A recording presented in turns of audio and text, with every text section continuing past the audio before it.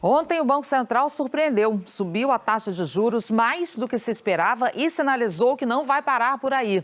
É a primeira alta em quase 6 anos e o motivo é frear a inflação.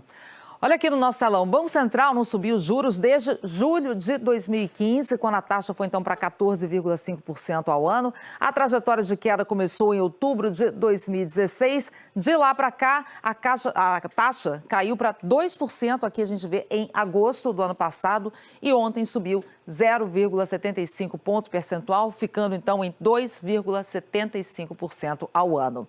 Numa comparação feita pela Infinity Asset Management com as 40 maiores taxas de juros do mundo, o Brasil ocupa o 9º lugar. A gente vê que a Argentina, Turquia e Índia têm os juros mais altos do mundo, enquanto os Estados Unidos aparecem aqui com juros de 0,25% ao ano. E ontem o Banco Central americano manteve essa taxa e sinalizou que os juros ficarão nesse nível até 2023.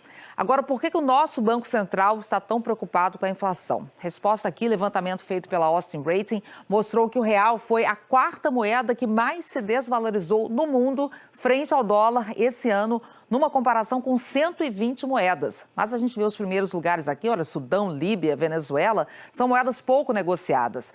E o dólar mais caro tem impacto nos preços, não é só para quem viaja, gasolina, gás, remédios, alimentos tipo pão, massa, tudo isso fica mais caro. Essa decisão foi a primeira depois da aprovação da autonomia do Banco Central. Miriam Leitão vai falar disso pra gente. Miriam, bom dia. Ontem você falou aqui que essa taxa iria subir, mas o tanto que subiu foi uma surpresa. O que pesou nessa decisão? Bom dia, Ana Paula. Bom dia a todos que acompanham o Bom Dia Brasil. Foi realmente uma surpresa, porque, como eu disse ontem aqui, apenas uma minoria no mercado financeiro, entre os economistas, achava que seria 0,75. A maioria achava que ia ser 0,50.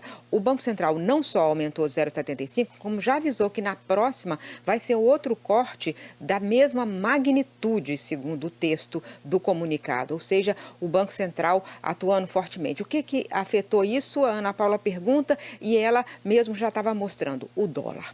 O dólar tem subido muito e quando o dólar sobe, ele afeta uma quantidade enorme de produtos. Por exemplo, por que o pão sobe? O trigo sobe por causa do dólar. Os remédios sobem por causa dos produtos importados que compõem a nossa cesta de remédios. Sobe gasolina, sobe material de limpeza, sobe, enfim, uma infinidade, óleo de soja sobe. Então, por causa de ser cotado em dólar. Se você, por exemplo, bate no aço, o aço vai fazer com que a geladeira, por exemplo, fique mais caro. Aí você vai comprar a geladeira, paga mais caro porque o dólar subiu. Então, o dólar tem subido muito. O ano passado, no Brasil, foi a alta do dólar no Brasil foi a maior alta em todo o mundo.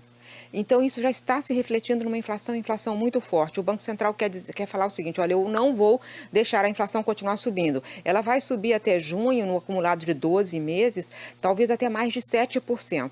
Então, ele não quer que isso se propague e permaneça na economia. E um fator-chave é tentar conter, pelo menos impedir que continue aumentando tanto assim o dólar. Essa é a estratégia do Banco Central que ele explicou lá no comunicado, agir rápido para evitar que continue subindo e o Brasil consiga cumprir a meta de inflação para esse ano, que é 3,75%. Então, tem que cair no segundo semestre, Ana Paula. Agora, Miriam, a pergunta é, essa medida mais dura, vai dar certo? De que depende para isso funcionar?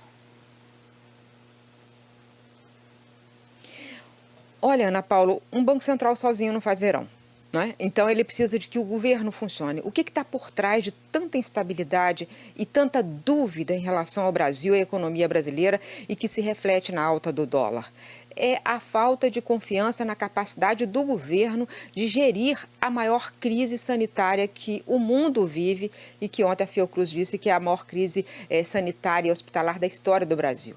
Então, o governo teria que ter uma atuação muito mais forte e muito mais eficiente do que tem tido no combate à pandemia. Isso é que está por trás de toda a dúvida em relação ao que vai acontecer conosco, não só conosco como pessoas, a vida humana no Brasil, mas também qual vai ser a trajetória da economia. Então essa é a dúvida, a grande dúvida. O novo ministro chegou, tem gente que chega chegando, o ministro chegou não chegando.